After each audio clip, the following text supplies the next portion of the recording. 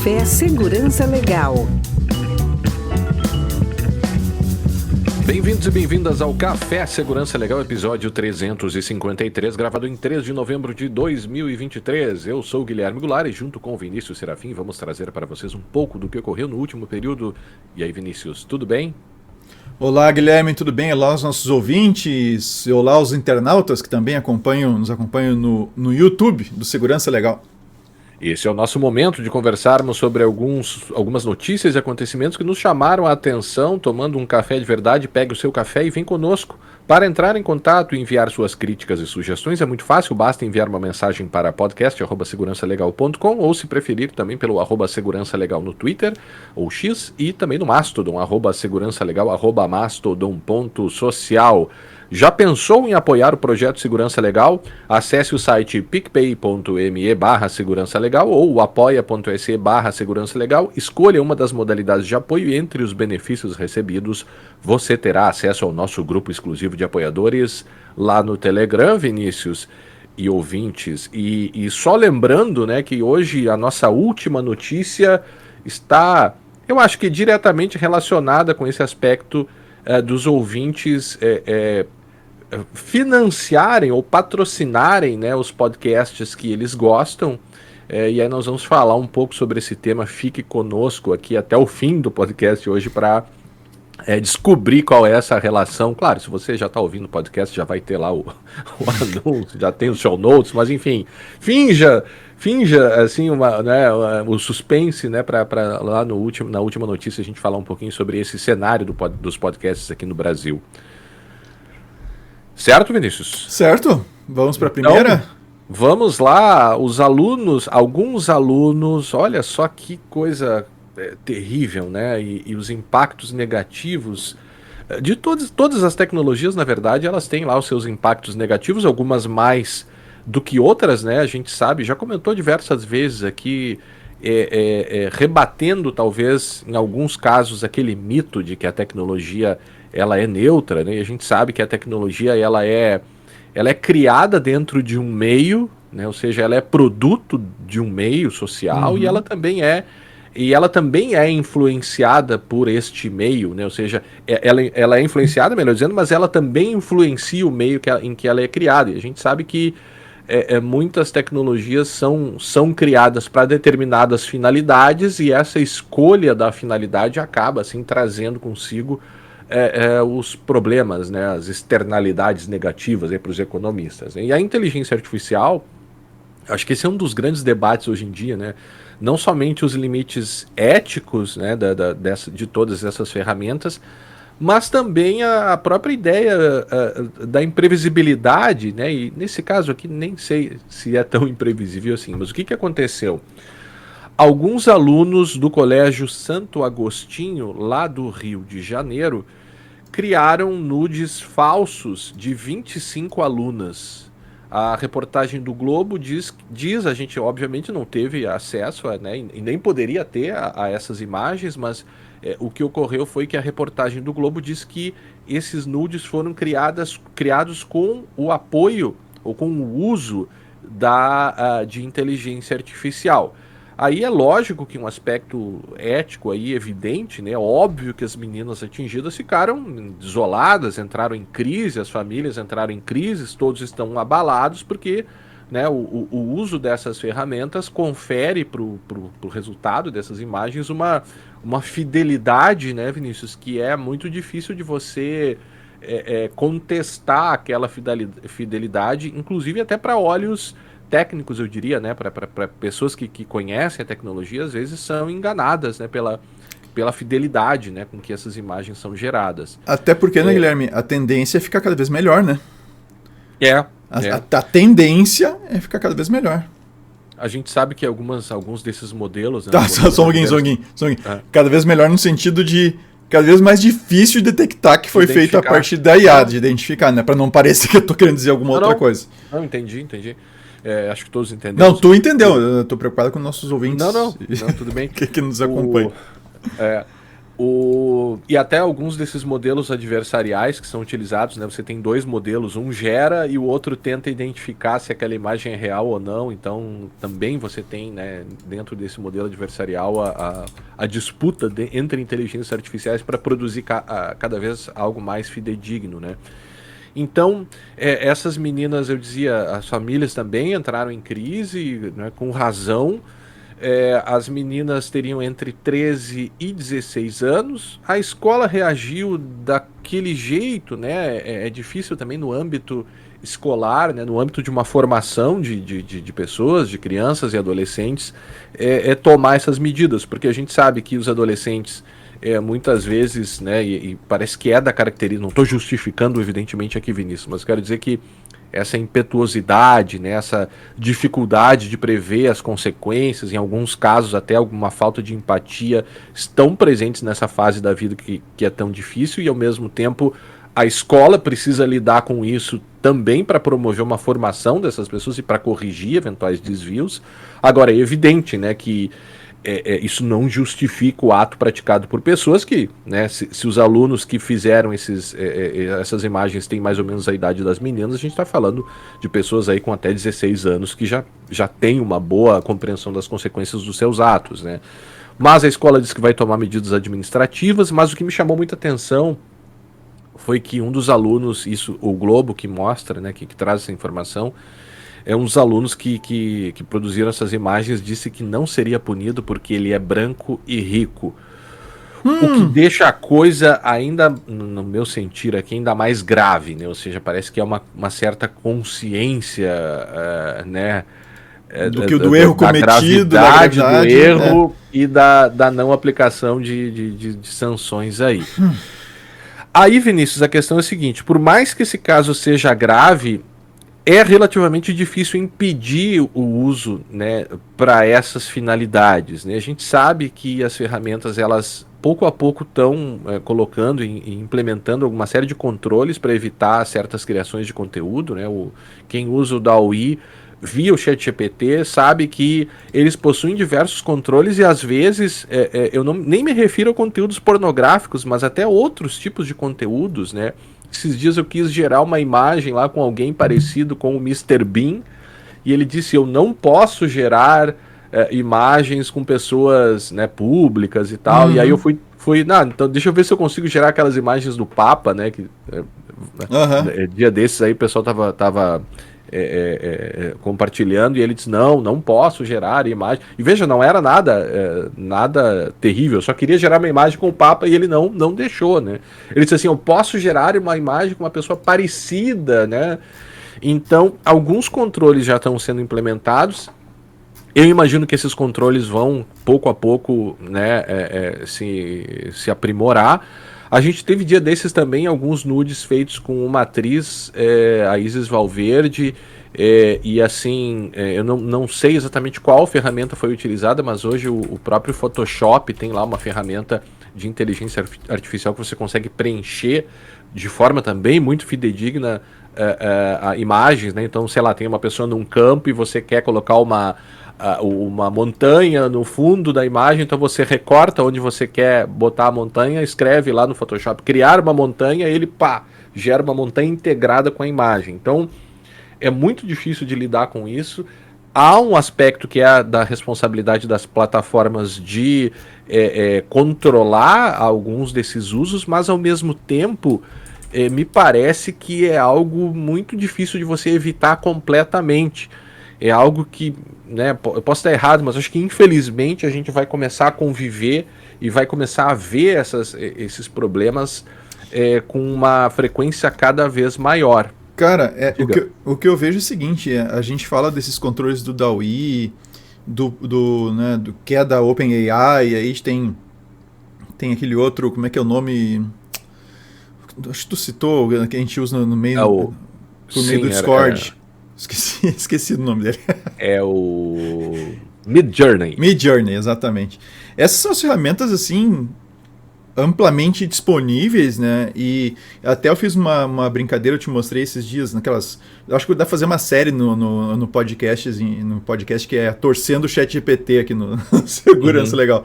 Mas lembra que eu pedi uma cena de crianças dentro de num cenário de guerra e tal, tentando retratar a situação na Palestina, né? Na faixa de Gaza.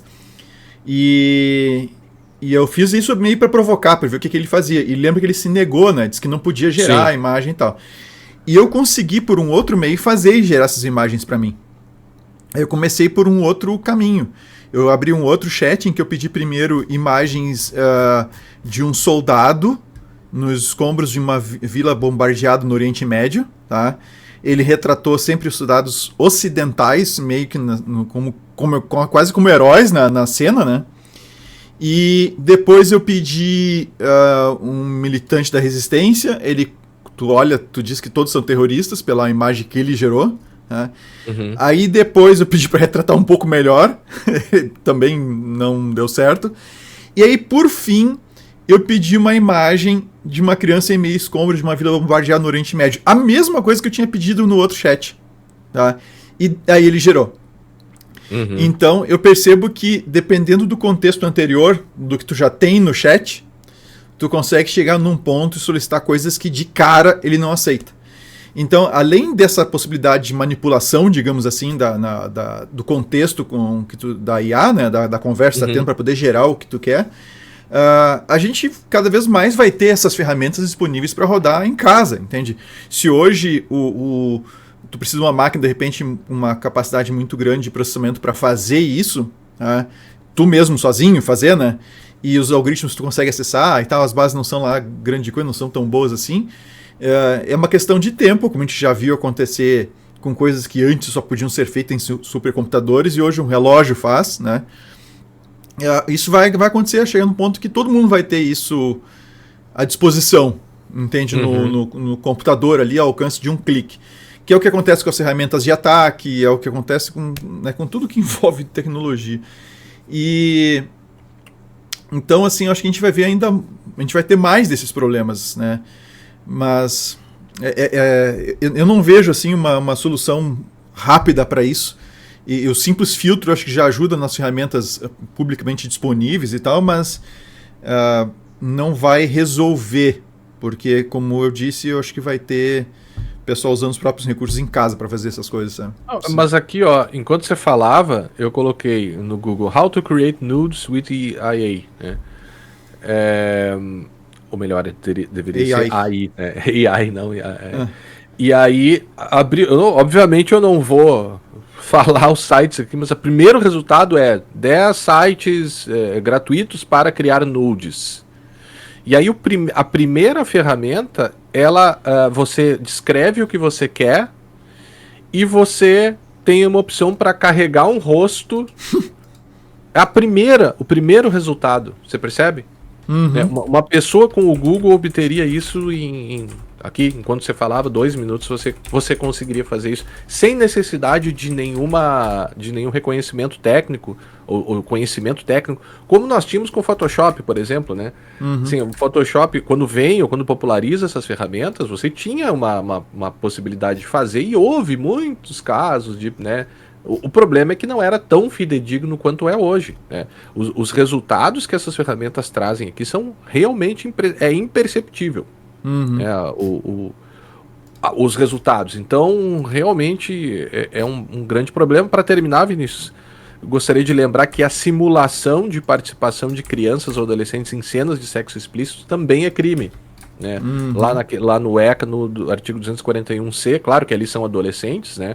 Não cometem crime, mas assim, pessoas, adultos promovendo esse tipo de imagem, a gente sabe que se envolver crianças, evidentemente, seria crime.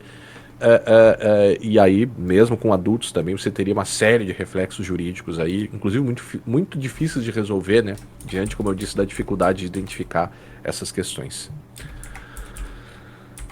Certo? Beleza, certíssimo. Eu acho que eu vou com mais uma aqui na nossa, né? No nosso planejamento aqui. A gente chegou a ver, até a gente ia falar num episódio só sobre isso, mas resolvemos trazer aqui para o resumo, que foi o lançamento da pesquisa TIC Kids Online 2023, né? A gente sabe, e já comentamos aqui, inclusive já fizemos episódios, né, Vinícius? Acho que se você Mais de puder um. procurar aí, com participação de pessoas e tal, de outras pessoas, para debater os resultados dessa pesquisa. Sem dúvida, ela é, hoje no Brasil, a pesquisa de maior relevância, né, sobre o uso de internet pela população brasileira, e tem esse flanco aqui da pesquisa, que é o TIC Kids Online Brasil. Nesse ano nós tivemos alguns avanços, e eu vou falar um pouquinho mais rápido aqui sobre essa questão, mas nesse ano nós tivemos alguns avanços que envolveram a medição de como as crianças estão sendo atingidas pela publicidade, né? E essa é uma questão, esse também é um dos grandes problemas de como a questão da publicidade, de maneira geral, atinge as pessoas, né, e sobretudo esse grupo de pessoas que são as crianças e os adolescentes. Porque se a gente sabe que os adultos são atingidos de forma... Nós, né, somos atingidos de forma muito intensa pela publicidade na internet, né, e diante de todos os usos que se faz, publicidade comportamental, e como é difícil lidar com isso para adultos, para as crianças isso é mais crítico ainda. O que deveria demandar, sobretudo pelas grandes plataformas, controles mais, eu diria, amplos, né, sobre o uso e sobre o uso de publicidade de maneira geral. Eu vou só falar 2 dados aqui, ou 3 talvez, que primeiro uma das questões que eles mediram foi como as crianças e adolescentes, ou as crianças e adolescentes que tiveram contato com propaganda ou publicidade na internet não apropriada para a sua idade. E isso envolveu aí 49% das crianças. Outro número, crianças e adolescentes que pediram algum produto após contato com propaganda ou publicidade, 53%. E o outro resultado aqui, Vinícius, que eu acabei perdendo na miríade de janelas e links que eu tinha aberto, mas aqui eu já achei, que foi o número de crianças e adolescentes por tipos de produtos pedidos após contato com propaganda, né? E aqui um número me chamou a atenção, que seriam as classes atingidas pela publicidade, ou seja, em relação aos tipos de produtos, né? E me chamou a atenção que a classe social, o número mais atingido aqui seria da classe C. 49% fizeram pedidos, né? Classe C, classe AB 38%, portanto 11% a menos, e classe D e E 22%. E eu fiquei... É sempre difícil interpretar esses números, né? E aí, por isso que sempre quando a gente tem orientandos que querem avaliar essas questões, a gente sempre sugere essa pesquisa, porque é a partir dela que pesquisadores também podem começar a trazer hipóteses, né, e começar a investigar esses números aqui. E aí me chama muita atenção, né, por que a classe C estaria mais atingida, né, e possíveis hipóteses. Será que os pais trabalham mais, né, não conseguem supervisionar os filhos? São algumas hipóteses que começam a surgir, mas me chamou a atenção. Será que é uma questão de falta de conhecimento, ou falta de percepção, ou não, né? Então, algumas dúvidas aqui que surgem, né? E aí fica a cargo dos pesquisadores aí do nosso Brasil começarem a interpretar esses números aqui, né, Vinícius? Cara, é uma situação bem delicada essa questão da orientação das crianças no uso. A gente já comentou várias vezes aqui, até eu encontrei o episódio 251, Guilherme, que é o painel de Covid. Mas eu acho que tem outros, eu só não eu não consegui encontrar na listagem, a minha pesquisa talvez não tenha sido boa o suficiente. Tá, mas eu encontrei o 251. Mas a gente insiste bastante nesse assunto, que nos preocupa bastante, porque as crianças são atingidas, né, com esse tipo de conteúdo, e elas acabam de N formas se condicionando ao uso das redes sociais e se acostumando com a influência disso, se acostumando a serem expostas. Tem uma série de coisas que a gente já trouxe sobre a questão das crianças com o uso da tecnologia e mais especificamente internet. E é complexo, cara, porque tu vê, né? Eu achei que fosse ter um maior impacto nas crianças de classe A e B, por exemplo. Tá? Por quê? Porque normalmente essas crianças têm mais acesso a recursos como tablets e celulares de melhor qualidade ou coisa parecida. E o pessoal acaba ganhando celular muito cedo. Então tu acaba tendo algumas situações assim e ao mesmo tempo tem maior poder aquisitivo, né? Ou seja, para entrar na roda consumista ali de ver, quero, recebo, né? Compro. Meus pais compram, eu ganho. E uma coisa que eu tenho percebido, assim, aos poucos, meu filho está com 8 anos agora, eu começo a perceber que já tem colegas dele que já estão com celular, direto, com o seu próprio celular. E jogam e telefonam, fazem o que querem no celular, né? E ele volta e me pergunta quando é que ele vai ter o celular dele. Vai ter o celular dele. Diz, olha, por enquanto não vai ter celular. Mas eu já estou estudando a possibilidade para quando ele tiver o celular, vai ser essencialmente para fazer ligação, entende? E depois poder se comunicar ali de uma forma mais controlada. Mas me preocupa, assim, cara, ao ver crianças que não têm, às vezes vêm colegas do meu filho em casa e tal, e eles não têm... Aí chega um ou outro com um tablet e vai ver o histórico, assim, o pessoal acessa o que bem entende, sabe? Não tem filtro, não tem nada.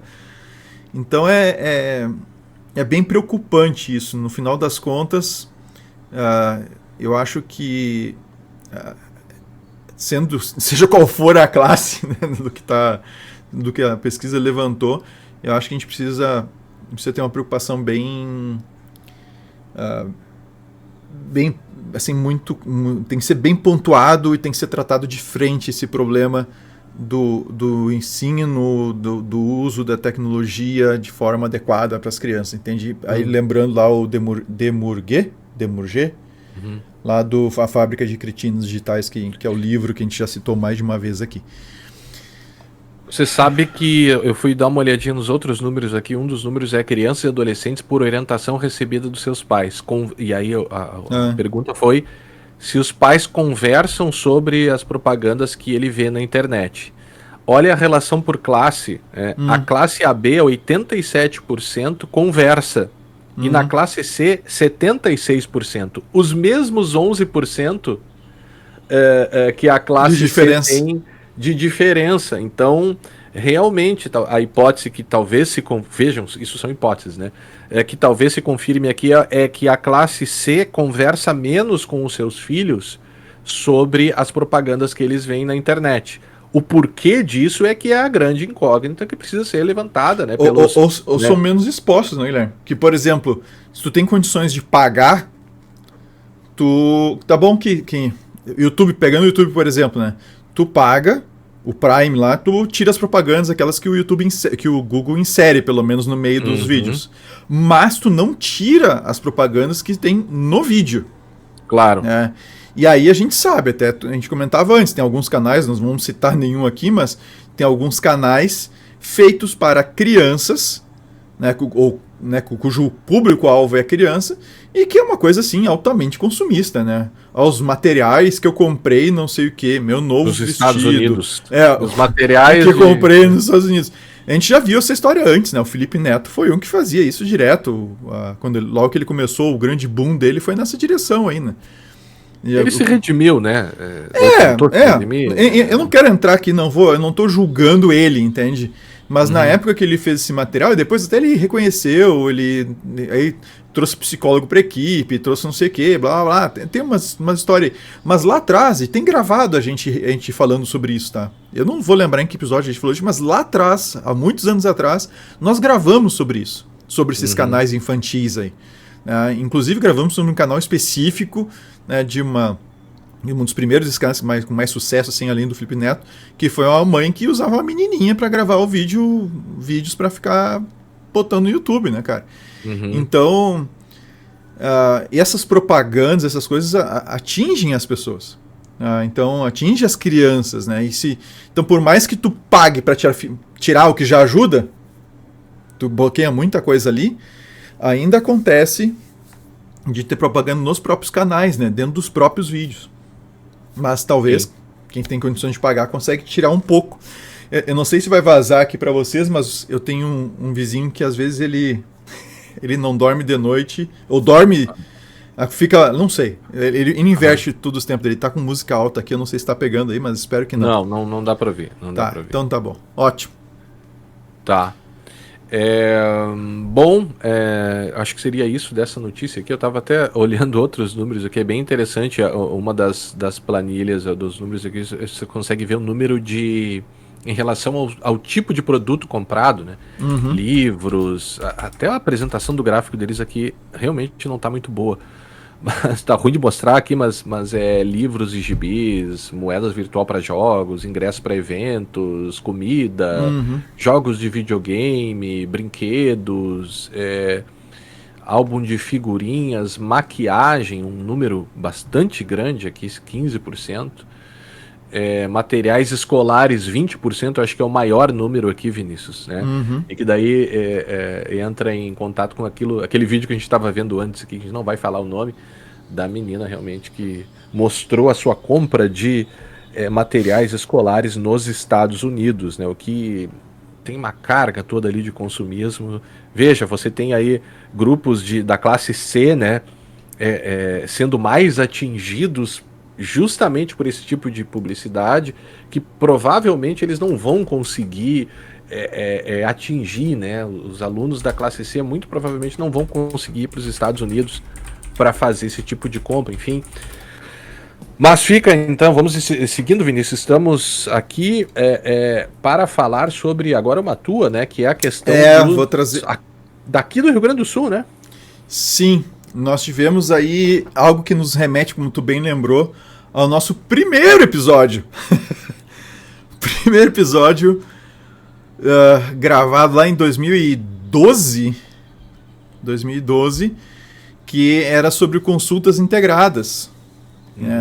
Que tinha gente vendendo senhas de acesso ao consumo, ou mesmo as informações que eram acessadas dentro de consultas integradas, para a galera do crime, né? Tipo assim, dados de pessoas, inclusive juízes e outras coisas mais, se eu não estou enganado. Mas você pode voltar lá no episódio número 1 do Segurança Legal e você vai ver lá esse assunto sobre o consultas integradas. E agora, o que aconteceu, como você está vendo aí, quem está nos acompanhando no YouTube está vendo a notícia, tá? Estagiários e servidores, é o headline da notícia do G1, estagiários e servidores do Tribunal de Justiça do Rio Grande do Sul são investigados por vazamento de operações a criminosos. A notícia toda está aqui à disposição para quem quiser ler e tal, né? Pode clicar lá e acessar o site do G1 para ler a notícia, vai estar no show notes o link. Mas o que chama a atenção aqui, tá? Que o que efetivamente aconteceu, teria um estagiário em Bagé, segundo a notícia, pelo menos uma das pessoas, né, que estava usando a senha de uma servidora, tá, do tribunal, e fazia esses acessos aos sistemas, ou seja, não era mais estagiário, mas tinha a senha, fazia acesso ao sistema do tribunal e pegava as novas, como é que chama? As novas operações que entravam, as mais recentes. Aí pegava os alvos dessas operações e avisava os alvos por R$3.000, R$4.000, 300 pila, depende do nível da pessoa dentro da organização criminosa, até isso tinha. Tá? Inclusive, a coisa era tão descarada que a polícia pegou no celular de uma dessas pessoas, pegou o envio do comprovante do depósito. Tipo assim, paguei, tá? Obrigado pela consulta, paguei. Mas o que chama a atenção, tá? Primeiro, a questão de segurança de forma geral, né? Primeiro você está vendo aí uma situação, não porque é um estagiário, mas são pessoas que compartilhavam senhas, pelo visto. Ou senhas que dentro de um ambiente ficavam relativamente expostas, ficavam anotadas em algum lugar, etc. Esses dias eu te mandei uma foto, né, Guilherme? De um local, de um estabelecimento que estava com a senha de acesso a um cadastro literalmente grudada num dos caixas. Né? E não estava virado, eu não tive que me esforçar para ler, tá? Estava virado meio de lado para quem era atendido, para os clientes. Então eu peguei, tirei uma foto e mandei pro Guilherme. Ó, Guilherme, olha isso aqui. Então ou tem esse estagiário, mas poderia ser qualquer outra pessoa, né, que não tivesse acesso às mesmas informações. Esse estagiário viu essa senha sendo digitada, ou viu essa senha anotada em algum lugar, né, ou ele mesmo tinha a senha, ou seja, ele tinha o acesso à senha do outro funcionário para realizar o estágio dele, etc. O que eu já vi, o que a gente já viu, mas eu já vi muitas vezes, senha anotada embaixo do teclado, isso eu já vi em banco, senha anotada, como eu falei, no caixa de uma empresa. Eu já vi pessoas que saem de férias e deixam suas credenciais para os colegas, para poder fazer alguma coisa. Então, por exemplo, é muito comum, isso eu já vi de várias pessoas com que eu conversei que trabalham no escritório de advocacia, é muito comum o pessoal deixar a carteirinha para acompanhar processos uns dos outros. Então, fica lá. Mas não foi esse o caso, né? Mas não foi esse o caso, mas pode ter sido ali um compartilhamento de senha, pode ser. Porque ele tinha essa senha dessa outra pessoa. Né? Não. Não, ele estava usando a senha dessa outra pessoa.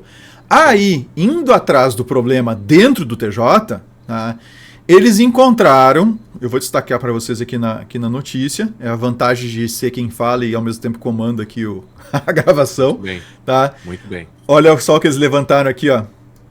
Foram suspensas as senhas de 500 estagiários já demitidos, mas que seguiam ativas, segundo o tribunal. Então, não é à toa que lá na ISO, tem toda, na ISO 27001/27002, tem toda aquela questão de tu fazer o desligamento das pessoas. Então, quando alguém vai sair, etc., no mínimo suspender a conta, não é nem trocar senha, é suspender a conta mesmo. E, então, assim, tinha cerca de 500 contas de ex-estagiários ainda ativas, num sistema que tu acessa via internet. Então, né? Acho que nós temos um problema aqui de processo, né, com relação a desligamento das pessoas. E sem contar, né, o órgão informa que todas as senhas de acesso foram trocadas. Beleza, que é o que se faz quando tu suspeita que é um vazamento, né?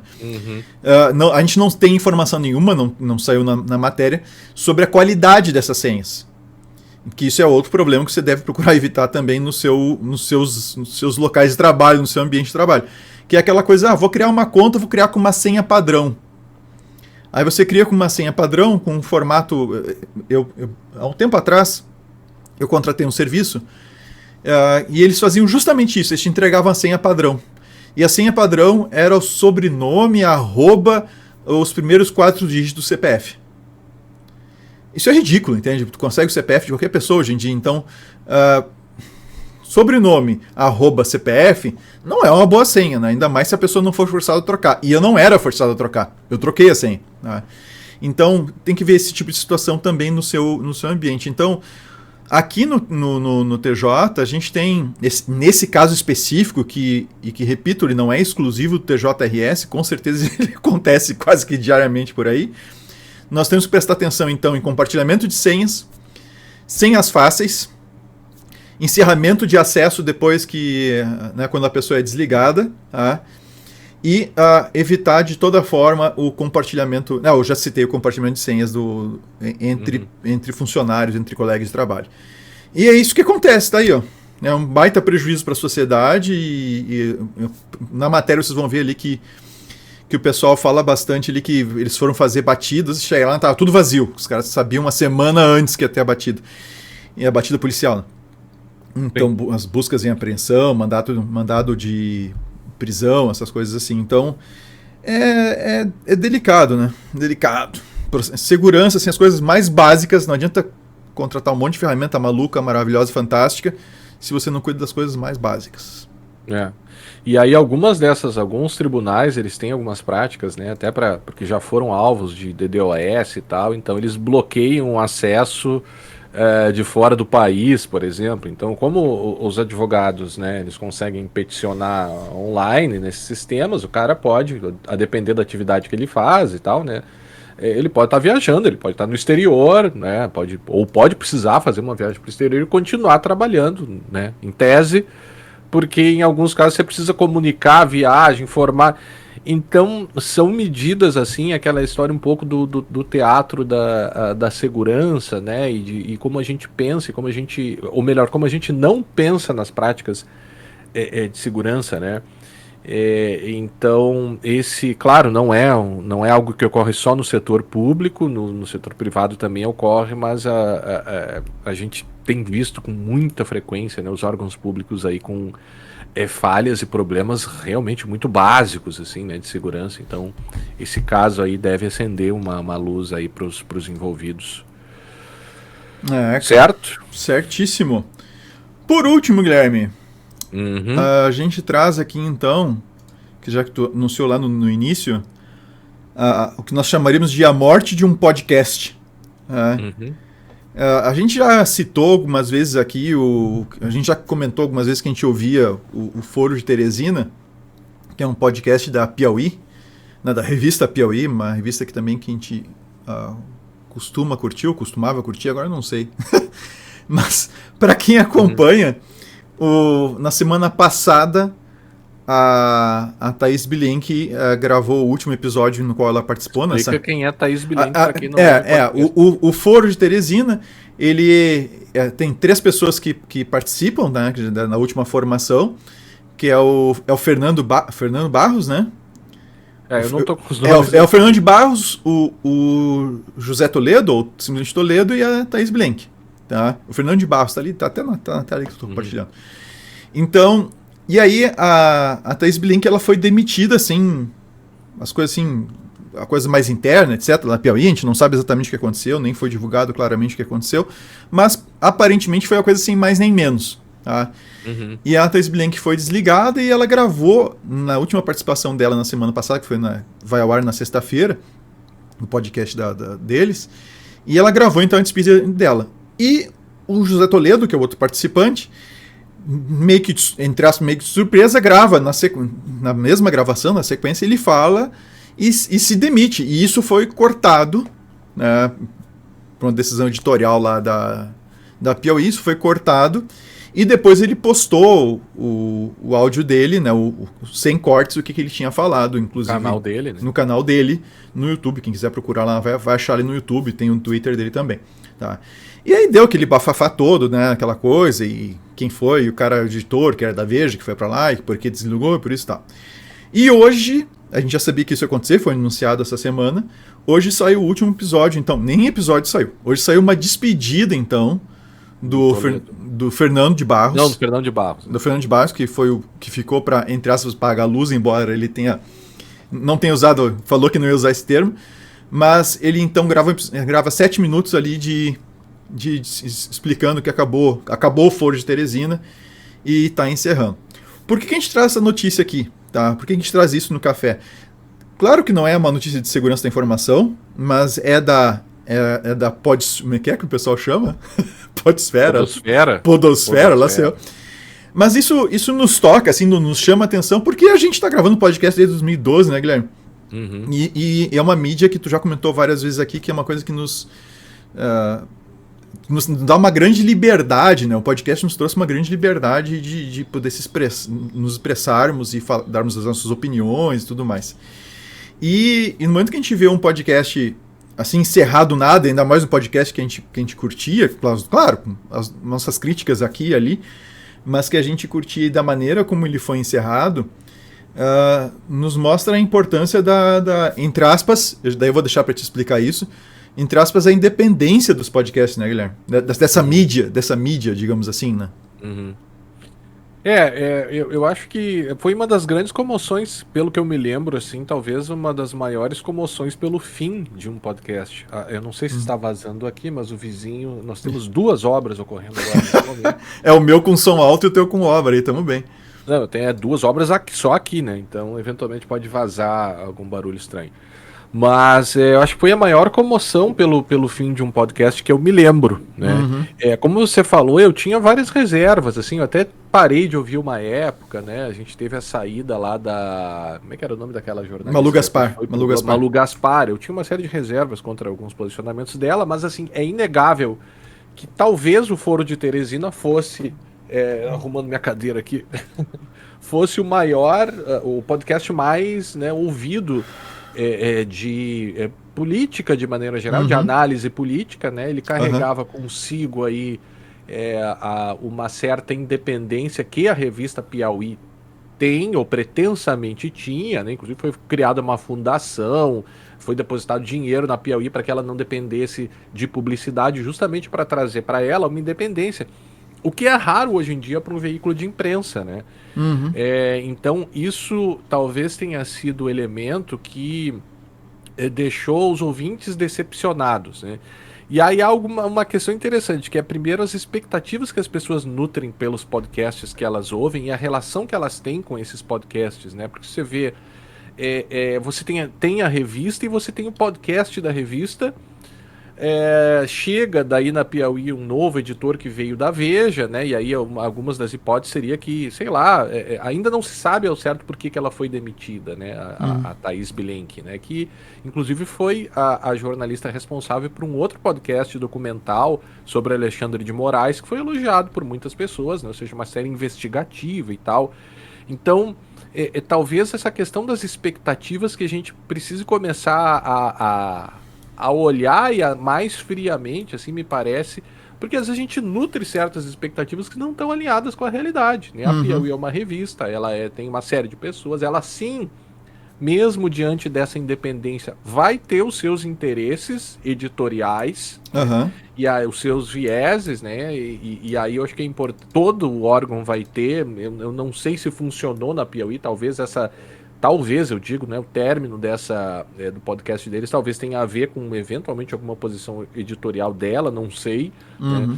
Mas a gente tem que talvez deixar de ser ingênuo às vezes, né? Porque veja, nós tivemos um arco de evolução dos podcasts no Brasil, no mundo de maneira geral, né, que começam de maneira independente. Sim. Né? E nós começamos ainda quando o cenário de podcasts era, né, eu acho que quase todo ele mantido por grupos pequenos e independentes. Com outro, tipo assim, o pessoal do Skirtinal, por exemplo, tinha uma estrutura por trás, assim, na época, né? Sim, mas eles eram independentes, não eram vinculados a um órgão de imprensa, né?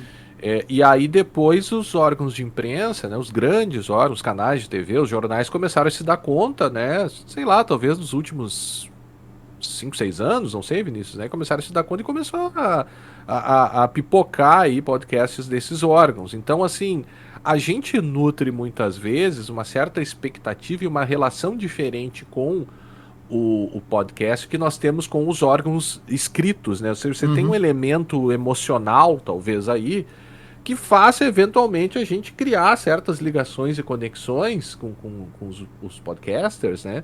Que mais emocionais mesmo, né? E talvez o grande erro da revista tenha sido não ver e não notar a importância, porque virou, né? Me parece, eu posso estar errado, mas assim, se antes o podcast era o podcast da Piauí, parece que o podcast criou uma vida tão importante que a Piauí passou a ser a revista do podcast. Sim. E aí as pessoas se sentiram traídas pelo término abrupto do podcast, né? E aí a resposta da revista, que foi dada quase uma semana depois, eu também achei meio assim, não explicou nada direito, sabe? E aí as pessoas ficaram mais chateadas ainda. Então, eu acho que talvez a gente tenha que botar os pés no chão e muitas vezes, né, sei lá, eliminar essas expectativas ingênuas que às vezes a gente tem com os grandes órgãos, né? Sim. Apesar da Piauí ser um veículo, né, que prima pela independência, como todos os veículos dizem que primam, mas a gente sabe que muitos não primam, né? Bem pelo contrário, você tem linhas editoriais bem marcadas. Eu acho que é uma questão de transparência, é dizer, né? Olha, nós somos um veículo de direita, nós somos um veículo de esquerda e tal. Essa é a nossa linha. Mas eu acho que não é esse o caso, Guilherme. Eu acho, assim, acho que não é tão não é questão de definir se é direita ou de esquerda. Acho que não é isso, sabe? Acho que deixa claro o porquê das decisões, o porquê das coisas, sabe? Porque acho que não é assim tão simples. E mesmo nós aqui, nós temos assim, a maneira como a gente vê a tecnologia, por exemplo. Quem nos ouve já há algum tempo já sabe, por exemplo, o que a gente pensa sobre simplesmente o solucionismo tecnológico, por exemplo. Já sabe qual é o nosso posicionamento, qual é a nossa tendência nesse sentido. Já sabe qual é a nossa tendência com relação à exposição de crianças na internet, para pegar um assunto que a gente está falando hoje. Já sabe qual é a nossa tendência com relação ao uso de dados de forma massiva, emprego de IA. Então, já tem uma noção, quem já nos conhece já sabe mais ou menos a direção que a gente tende a ir. Não que a gente não possa mudar e não possa dar um outro posicionamento. Mas já sabe mais ou menos para onde vai, né? E acho que é essa transparência no sentido de, olha, tu entende, tu sabe que existe essa tendência, tu sabe que existe esse encaminhamento. E uma coisa que me chamou a atenção também, Guilherme, é o pessoal comentando no Twitter, alguns dizendo assim, peguem vocês três e façam um podcast. Sim. Assim, sair gravando e botando um áudio em qualquer lugar, assim, meio que supetão no YouTube, talvez até seja possível, tá? Mas com a qualidade que eles tinham, com edição, com não sei o quê, sabe? Com produtores. Com produtor. Assim, a quantidade de gente. Eu até fico impressionado que a gente faz que a gente faz o nosso podcast. Porque nós temos aí envolvidos mesmo no podcast, diretamente, talvez 3 pessoas. Nós 2 e o Matheus. Há um tempo atrás, a Camila, que alguns de vocês até ouviram a voz dela em alguns episódios aí. Mas... E a Camila, na verdade 4, porque a Camila ainda faz uma pós-produção de publicação em redes sociais, uma certa ela faz a publicação, a gente não consegue dar conta, né? Sim, ela não está ainda, ela ainda está envolvida no podcast. Então nós temos 4 pessoas aí fazendo o podcast, e eles, cara, tem umas 10, tem editor, tem produtor, tem não sei o que, tem isso, tem aquilo, tem aquilo outro. Então, e tu parar e fazer o que eles fazem, né, que é um trabalho de apuração e tudo mais, bastante sério, né, que jornalístico, né, que os 3 faziam, que é um trabalho muito mais pesado do que nós fazemos aqui, né, é um tipo de trabalho que não é de graça, assim, tu não consegue fazer ele com custo zero, não existe custo zero para fazer uma coisa dessa. Então, isso nos chamou a atenção, que o pessoal, não, agora vocês peguem e gravam como se fosse só isso, entende? Não é assim, galera. Não é assim. Não, e é por assim. Isso, aquela ligação que a gente fez, né, do apoio ao podcast, isso é importante. Para nós é importante. Sim. Né, e para todos os podcasts que querem ser independentes, nos limites do que uma independência pode ser e nos limites dos nossos vieses, das nossas limitações pessoais e do que a gente acredita que é melhor para o mundo, de maneira geral, porque é disso que a gente fala aqui, né? É um podcast que nós defendemos as nossas opiniões, claro, embasadas em alguns casos aí, mas assim, a gente tem uma visão do que é melhor, de como a tecnologia pode ser utilizada para melhorar a vida das pessoas.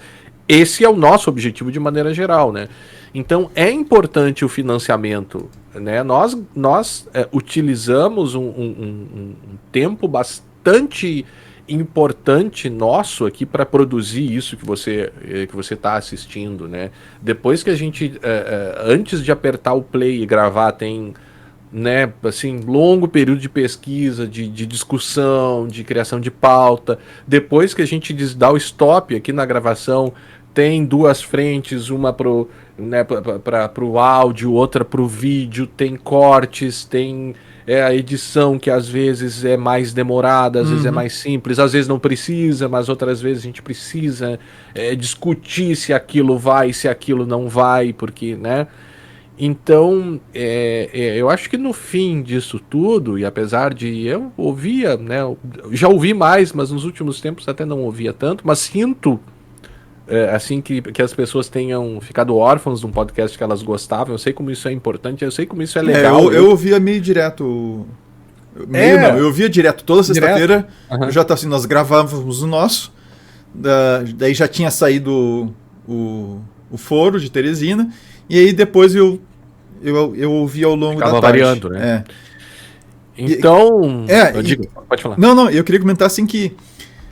E é delicado isso, e lembrando que você nos ajuda não só diretamente, né, com com a contribuição lá por meio do Pix ou por meio do Apoia-se, etc.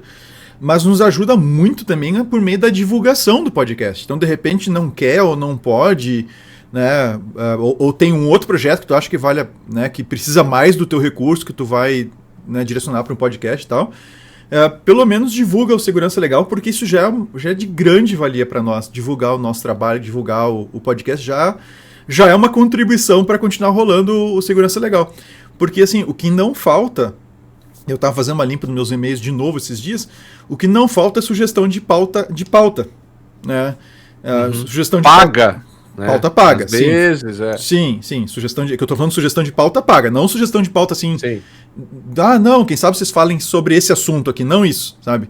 É pauta pronta, né? Vem a pauta, pronto. É só pegar e gravar. Sim.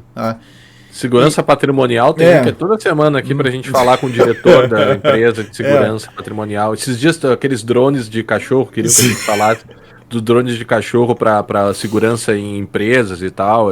Então assim... Então surgem várias coisas. E eu tenho visto, tem um podcast que eu acompanho também, que eu gosto de ouvir. Eu não vou citar aqui para não ficar uma crítica ao podcast, entende? Cada um toma as decisões que quiser. Mas que começou a integrar essas pautas nos seus episódios. E não é assim, agora a propaganda da compre aqui o café do Segurança Legal, não sei o que e tal. Não é isso. Entra a pauta patrocinada e eles não só falam da empresa, que tem empresa, eles fabricam café, não sei o que e tal, como eles tentam fazer, tipo, como se fosse um comentário, uma coisa, como se fosse uma coisa... como se não fosse uma publicidade. Como se não fosse uma publicidade, mas eles deixam bem claro que é, né? Mas como se fosse, assim, um assunto relevante, entende? E aí, não, que se você quiser, o café faz muito bem, não sei o que, inclusive eu vi não sei aonde, a notícia não sei o que, como se fosse um... Cara, fica um troço chato pra cacete que eu não quero ouvir aquilo ali, entende? É aquele famoso publi editorial, que parece um editorial, mas é uma publicidade. Cara, um troço chato pra caramba, aí tem que ficar lá avançando, tá? Sabe? Tac. Avançando porque tá no meio do episódio. Então, esse tipo de coisa eu acho que é bem chata também, tá? Eu não tô ameaçando ninguém que nós vamos fazer isso, que nós não vamos fazer isso. Não, mas ao mesmo tempo, nós não podemos mentir que a contribuição é importante para nós. Claro que sim, mas é claro que sim. E essas pautas a gente não faz por causa... Por que a gente não faz desse jeito essas pautas, né? Às vezes que a gente tentou negociar, digamos assim, com eventuais anunciantes ou quem tá propondo pauta, pedindo pra gente entrevistar esse ou aquela pessoa... Né, a gente tem dois critérios. Um, a gente não traz concorrente da nossa empresa, óbvio, né? Por razões óbvias, né? É a Brown Pipe que faz esse podcast funcionar. Que mantém, né? Que mantém o podcast. E segundo, né, que a gente deixa, olha, a gente faz... Não, a gente pode fazer. Mas a gente faz o episódio com a pauta e já de cara já diz, este é um episódio... Né, que foi... não é pauta paga, né? A gente já fez patrocinado por... E aí, beleza? A pessoa sabe que vai ouvir a propaganda, que olha, esse episódio aqui é propaganda. Né? E não, o pessoal não quer. Daí o pessoal pula fora, não quer. Então, porque querem que a gente meta coisa no meio do conteúdo. Enfim, já chega o YouTube fazendo isso e o Spotify fazendo isso no meio, já faz isso meio contra a nossa vontade, mas enfim.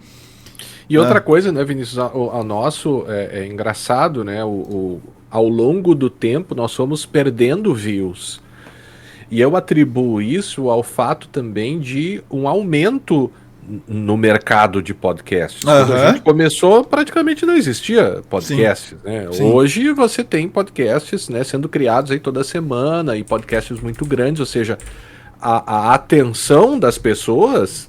ela é limitada, vai sendo dividida, claro. Você não consegue ficar ouvindo podcasts 24 horas por dia. Então, assim, você acaba acompanhando algumas coisas, outras você não consegue, e vai havendo uma diluição e, consequentemente, a atenção e vai se perdendo. Eu atribuo a isso, né? Eu posso estar errado, pode ser que o nosso conteúdo tenha piorado e as pessoas tenham ido embora. Isso pode acontecer, mas eu não afasto essa ideia. Mas o que eu percebi não foi redução, o que eu percebi foi a curva de crescimento, ela é mais suave. Né? O podcast vai crescendo mais devagar do que já cresceu, sabe? Então, eu acho que a curva... Mas sabe que tem alguns heróis aí pra gente já ir encerrando, né? Tem alguns heróis no sentido de... Tem alguns heróis, não. Tem um podcast que eu considero meu herói. Meio herói, não meu herói. Que é o xadrez verbal. Porque esses caras gravam 4, 5, 6 horas de podcast e eu ouço eles. Então... realmente, eles com certeza tomam um tempo considerável de outros possíveis podcasts que eu ouviria. Né? O último episódio, depois que eles ficaram sem gravar, numa semana, quando estourou a guerra... Sim, deu umas 6 horas, 7 horas, 7 horas e pouco, 7 horas e meia, eu acho. Mas eu recomendo, viu, se você gosta de política externa e do que está acontecendo no mundo e tal. Eu acho acho que é um... Eu não melhor. Eu acho que é o melhor, né? Eu tenho medo de dizer isso porque eu não tenho escutado outros, mas se alguém achar que tem melhor aí, me indique por gentileza. Mas é um dos melhores dessa... Então, assim, o xadrez verbal os caras conseguem fazer uma coisa assim que... Pra fazer ouvir 6, 7 horas de podcast tem que... Pra finalizar, Vinícius, isso aí, cara, fala. Eu diria assim, cuide com carinho dos podcasts que você gosta. Eu digo, se você gosta do Segurança Legal, provavelmente está nos ouvindo aqui, cuide com carinho do Segurança Legal, mas não somente dele, né? Apoie a mídia independente. Eu acho que nós estamos num momento tão crítico, né, da história da esfera pública, do que era e como a ideia de esfera pública se modificou, da dificuldade de transitar num mar de desinformação, na dificuldade de se virar diante de tantos vieses, de tantos interesses escusos, escondidos, que eu acho que sabe, é o momento, é meio que uma guerra, assim, às vezes de não vou usar a palavra guerra, na verdade, né? Não, nesse momento né? não.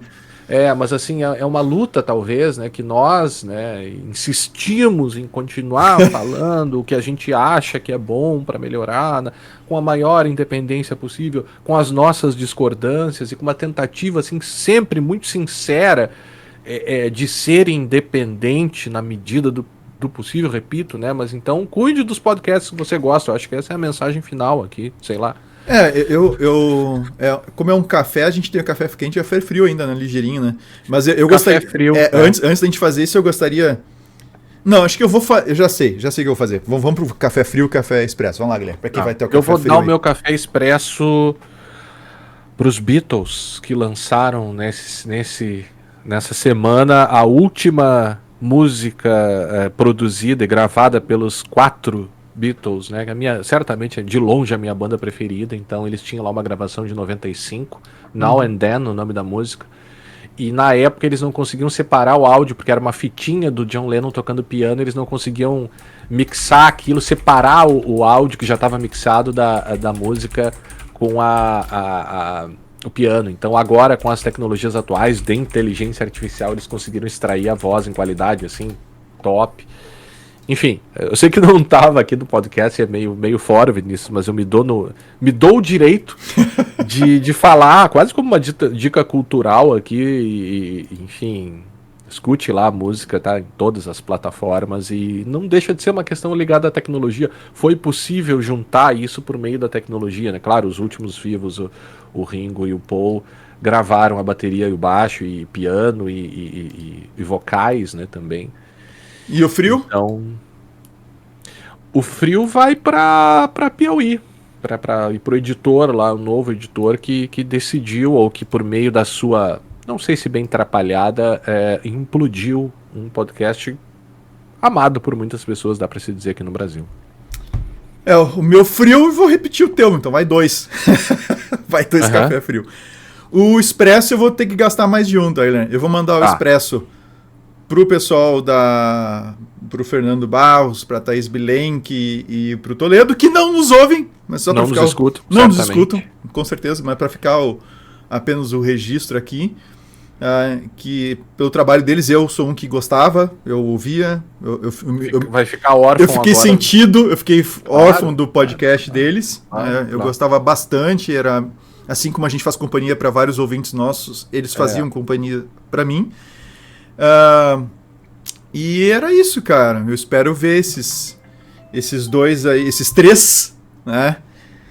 Os dois que saíram, mais o Fernando de Barros, né? Os três em um novo projeto aí que se viabilize no futuro. Aí. Gostaria de continuar ouvindo eles. Também acho. Então tá, ficaremos, pessoal, até pelo tempo aqui, mas a gente vai colocar logo depois os 10 anos, não se esqueçam, continuem com a gente aqui para ouvir um episódio passado aí dos 10 anos no nosso pequeno quadro aqui, 10 anos de Segurança Legal, e nos encontraremos no próximo episódio do podcast Segurança Legal. Até a próxima! Até a próxima!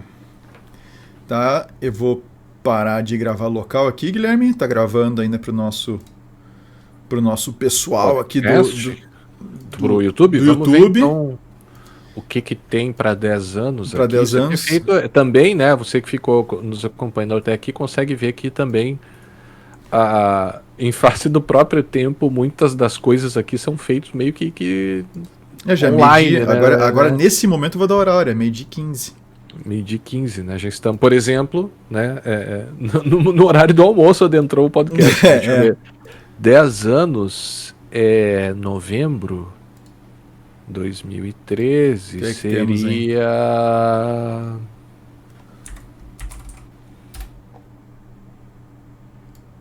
Deu uma descida no teu, não sei se foi propósito. Não, tô lendo aqui. É o Segurança da Informação em Ambientes Educacionais. Olha só que legal que fechou? Que coincidência, né? Uhum. Isso aqui não foi planejada, porque a gente falou sobre... Claro, nós não falamos sobre esse aspecto de inteligência artificial lá há 10 anos no passado, né? Mas a gente falou aquele tema ali da escola, nós vemos, né, uma certa coincidência em ter segurança da informação em ambientes educacionais. Uhum. O que tá caindo aí? Tá uma chuva terrível aqui, eu tô com uma infiltração aqui, Vinícius, então... Não consigo resolver porque não para de chover aqui no Rio Grande do Sul. Não ficou, sei lá, 5 dias que eu preciso para resolver o problema. Não para de chover. E tem, acho que eu já comentei isso, né? Além do xadrez verbal, a gente já comentou também do Medo e Delírio em Brasília. Tem a quem goste, quem não goste. Há quem nos ouça e não gosta, há quem nos ouça e goste. Quem não conhece, dá uma olhada lá, que é um trabalho bem interessante também. É um pouco carregado. E o tempo que eles levam para fazer aquilo ali. Nossa!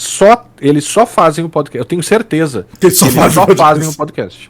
Quer dizer, só entre aspas, né? Sim. Eu digo, todo o tempo desses dois caras fica dedicado para produzir um podcast. Eles têm os apoios deles lá, que eu imagino que sejam, né, interessantes, mas assim, repito, cara, cuide do seu podcast. Mas é isso aí, cara. É isso aí. Já tem que ajeitar o almoço aqui pro pessoal. Tá, valeu. Valeu. Um abraço para quem ficou com a gente aí. Ouve aí o há 10 anos no Segurança Legal e até a próxima gravação. Valeu. Falou, Guilherme. Valeu. É isso aí. Até mais.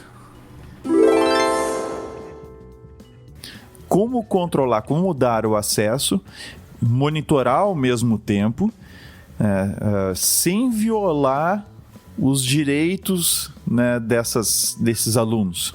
Direitos que são ainda mais sérios se tratam de menores. Então eu posso monitorar, eu posso ficar vendo o que eles estão acessando, eu posso ter... eu vou dar acesso a e-mail, por exemplo, mas eu vou ter o professor junto acompanhando o que está sendo colocado no e-mail. Ou eu vou permitir acesso às redes sociais, a um Facebook, por exemplo, e eu vou ter o professor junto controlando o que a criança está fazendo no Facebook naquele horário da aula. E aí, antes que alguns já saltem, mas para aí, mas que o Vinícius está louco, para que Facebook permitir acesso ao Facebook no colégio, né? E aí eu respondo por 2 razões básicas, né? Uma, que é mais fácil a gente educar as crianças a respeito das coisas do que esconder delas as coisas. Então a gente tem que educar as crianças a respeito das mídias sociais, porque o que a gente está vendo acontecendo nas mídias sociais hoje, e não são crianças que estão fazendo, são adultos se comportando como crianças mal educadas, né? Claro. E adolescentes e tudo mais, é por falta de educação, é por não compreender como é que funciona, como funciona a coisa ou como se comportar nesse meio. Esse é o primeiro ponto. Então por isso que eu acho que a escola tem que tratar isso. E a segunda razão é a seguinte, até como tu colocou mesmo, é muito comum as crianças ficarem o dia inteiro no colégio. Porque se terceirizou a educação das crianças. E aí eu estou falando de educação no sentido do Nasser, lá do vídeo. Se está tentando terceirizar a educação das crianças. E aí não se fala em rede social dentro de casa. Não se fala disso dentro de casa. E aí, se o colégio simplesmente, se a instituição educacional simplesmente se exime disso, bloqueia o acesso e fim de papo, né, não educa nesse sentido, na verdade ela só está empurrando, jogando de volta o problema que os pais já jogaram para a instituição de ensino, jogando de volta um problema que não está sendo tratado, e em casa elas vão ter acesso a isso. E aí sabe-se lá que tipo de uso vão fazer. Esse aspecto de separar parece óbvio quando a gente fala, enfim, mas nós temos relações jurídicas diferentes aí. A relação jurídica do aluno com a escola é uma relação contratual, se aplica o Código de Defesa do Consumidor, inclusive. A relação dos professores e dos outros funcionários é uma relação de trabalho, e aí tu vai ter a aplicação, na maior parte das vezes, da própria CLT, e de toda essa questão de uma possibilidade de monitoramento um pouco mais ampla, um pouco mais aplicada naquele funcionário em função dessa relação de emprego, né? A gente sabe que o empregador ele tem uma série de poderes ali de verificar, de administrar e de monitorar o que o empregado dele está fazendo. O mesmo... Está fazendo, não faz, né? Evitar esse gerundismo, mas... E o mesmo não acontece com os alunos. Não há essa relação de subordinação que um funcionário tem com a empresa. Então, essa questão da relação jurídica existente entre essas partes aí vai fazer com que nós tenhamos não apenas, evidentemente, contratos diferentes, mas nós tenhamos políticas diferentes para cada uma dessas pessoas. E quando eu falo política, eu estou me referindo a políticas de uso e de acesso, muitas vezes, mas eu também me refiro a uma política de segurança que estabeleça formas de monitoramento e formas de detecção de eventuais problemas diferentes para cada uma dessas pessoas. São relações jurídicas diferentes e a escola ou a instituição em geral tem sim certos limites que não são iguais. Então, se a gente vê, se a escola... Claro que isso pode ficar resumido em um único documento, mas o ideal é que nós tenhamos uma separação de regras para cada uma dessas pessoas. Até porque as necessidades são diferentes, né? Inclusive dentro de uma mesma classe de usuários, como por exemplo alunos, né, nós temos necessidades diferentes. E eu te dou um exemplo concreto que é com relação aos cursos ligados à ciência da computação. Sim. Ligados a essa área. Sejam eles de ciência da computação, propriamente ditos, ou sejam de análise de sistemas, ou sistemas de informação, ou redes de computadores. Esses cursos, eles têm a característica de trabalharem ou de lidarem com a tecnologia em si, né? Com a internet, os protocolos de rede, os diversos sistemas que a gente acessa através da internet, os diversos softwares que nós temos disponíveis, tudo isso faz parte da área de conhecimento desses cursos. Sim. E o que acaba acontecendo? Eu tenho visto isso acontecer ao longo dos anos. As universidades, elas têm adotado uma política flat de segurança, ou seja, uma política que é a mesma para todos os alunos de todos os cursos. Então, existe lá um departamento de redes lá ou de telecomunicações da universidade. Esse departamento tem pessoas que que são funcionários, não estão ligados às questões acadêmicas, né? E sim a questões meramente administrativas, muitas vezes. E eles tratam o acesso à internet exatamente como numa empresa. Então, bloqueiam redes sociais, bloqueiam downloads com maiores de tantos mega, visando economizar link, né, o uso de link, esse tipo de coisa. E limitam a tal ponto o acesso que você fica começa a se sentir prejudicado, né, nas suas aulas. E eu que ministro aulas ou cadeiras relacionadas à segurança da informação, redes de computadores, sistemas distribuídos, eu venho sentindo ao longo dos anos bastante essas restrições. Ao ponto de, eu vou mostrar uma coisa simples, um acesso a uma nuvem, a uma cloud, né? Fazer uma conexão via VPN até lá e tal. Esse tipo de coisa não funciona mais. Porque na primeira eventualidade em que há um processo ou que há um encaminhamento jurídico de um problema por um aluno, um professor, etc., né? Em que se precisa registros de auditoria de quem fez o quê, né? Porque você tenta evitar que se faça algumas ações bloqueando e tudo mais. Mas vai chegar num ponto em que coisas que você não quer que sejam feitas vão ser feitas. Como é que... E aí, quando é demandada, então... acabei perdendo a linha. Quando é demandada pelo um processo judicial, por exemplo, para demonstrar quem fez determinada ação, falta a coisa mais básica que são registros de auditoria. Mas ao mesmo tempo, já que tu fala na questão da criança, né? É interessante que, mesmo que exista a possibilidade, inclusive legal, da empresa, da instituição, da escola, e aí falando sobre crianças, monitorar o seu ambiente, a gente tem que... Isso precisa ser acompanhado de políticas que explicitem isso, e de forma mais moderna, né, mais recentemente, as próprias escolas, algumas que estão adequadamente orientadas. Eu tive um aluno meu que atua numa grande rede de ensino que abrange desde escolas do primário até universidades, e a gente conversava um pouco sobre isso, e mais, não faz tanto tempo assim, mas bem recentemente eles começaram já a incluir nos seus contratos de prestação de serviços educacionais uma cláusula indicando que os alunos devem cumprir as políticas de tecnologia, que não são muito boas, é verdade, mas é um ótimo caminho, eles estão fazendo do jeito certo, né? E que muitas vezes, o próprio descumprimento dessas políticas, e aí se inclui até ações de cyberbullying, podem ser motivo de expulsão desses alunos. Né? E os pais são cientificados por meio de uma palestra de que há um ambiente tecnológico, né, de internet dentro da escola e que certas regras devem ser cumpridas. E o próprio uso de dados pelo Google, Facebook e outras redes sociais, a gente sabe que logs de acesso e perfis perfis obtidos por meio de logs podem indicar perfis da própria pessoa, perfis psicológicos, né? Até eventuais questões revelando tendências sexuais de jovens, de crianças. Isso também pode ficar manifestado por meio de registros de monitoramento.